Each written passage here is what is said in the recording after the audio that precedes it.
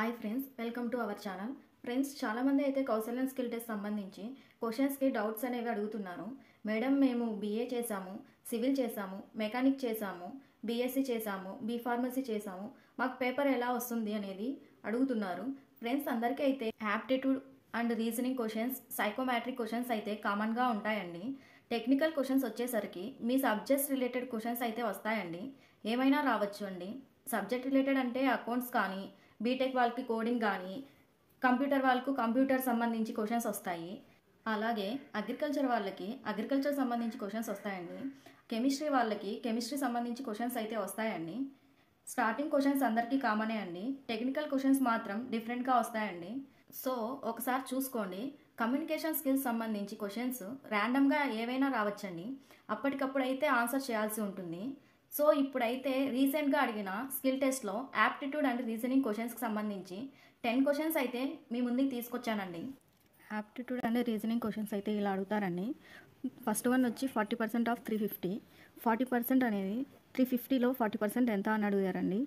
40/100 into 350. 0 0 0 cancel అయితే 35 into 4 140. Second question వచ్చి 2 4 8 16. Next ఏమొస్తుందని అడిగారనమాట. వీటి మధ్య రిలేషన్ ఏముంది? 2 ఇంటూ 4 4 ఇంటూ 8 8 ఇంటూ 16 16 ఇంటూ 2 ఎంత వస్తుందండి? 32. నెక్స్ట్ థర్డ్ క్వశ్చన్ వచ్చి 81/9 ఇంటూ 4 9 1 9 9 9 4 36. రేషియో అడిగారనమాట. 25:100. 21 1 21 4. ఆప్షన్ బి అండి.